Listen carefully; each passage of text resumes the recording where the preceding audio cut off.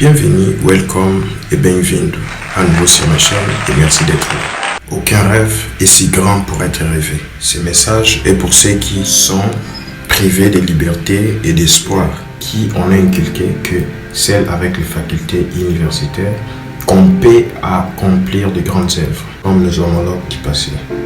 Noirs précisément ont accompli de grandes œuvres au passé qui ont épaté les mondes dans toutes les domaines. Ils ont transformé leurs rêves en réalité pour vous faire rêver aussi à retour.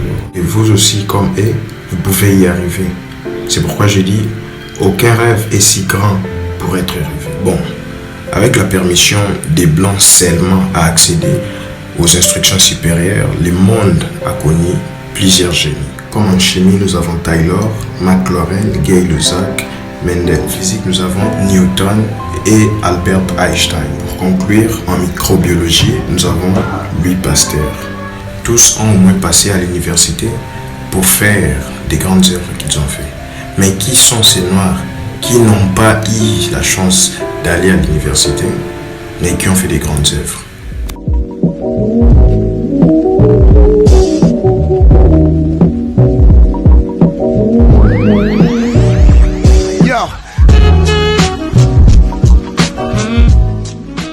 Triste nouvelle de savoir qu'il y a eu plusieurs inventions faites par des Noirs et sans pour autant être mentionnées. Alors que ces inventions ont beaucoup contribué dans la simplification de plusieurs travaux acharnés. Au lieu de nous parler de ces gens qui ont autant contribué au développement de notre vie, on nous raconte à l'école des histoires inventées, comme les rois Arthur, la mythologie grecque et la mythologie normande. En nous racontant des fables, ils ont gaspillé nos temps. Alors qu'il y avait des choses plus importantes qu'on devait savoir. Ils nous ont même amenés jusqu'à la vie des sanguinaires, comme Néron, Caligula, Léopold II, Hitler et Staline. Alors nous ferons des noms pour que les efforts justes que nos prédécesseurs ont accomplis ne puissent pas disparaître de l'histoire de l'humanité. Il y a eu plusieurs inventeurs, mais ici nous ne parlerons que de ceux qui n'ont pas fréquenté les universités. Alors, c'est vers le 19e siècle qu'il y a eu l'abolition de l'esclavagisme aux États-Unis. Et cela a coûté la vie d'un président américain, Abraham Lincoln. Mais à cette époque, les esclavagistes avaient du mal à accepter cette réalité.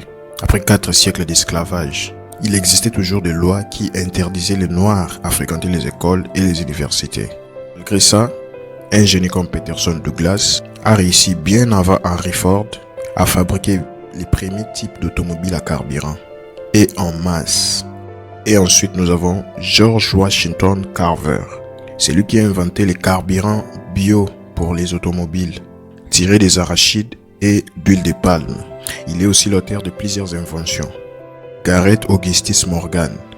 Je lui ai mentionné une fois dans mes vidéos parce que c'est lui qui a inventé les premiers prototypes de masques à gaz. Il est aussi l'auteur de l'invention des feux de signalisation.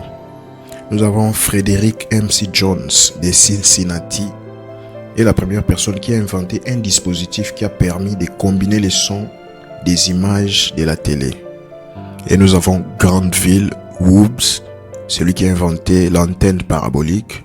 Et nous avons John Steinhardt, celui qui a inventé les réfrigérateurs. Je tiens à préciser que tous ces gens n'ont pas fait l'université. S'ils avaient eu cette occasion, vous imaginez la grandeur qu'ils allaient avoir? Peut-être qu'on n'allait pas parler de Pythagore, Newton ou les seigneurs moches. Donc aucun rêve est si grand pour être rêvé. Et aucun rêveur est si petit pour ne pas avoir de grands rêves. N'oubliez pas de vous abonner, de liker et de partager la vidéo.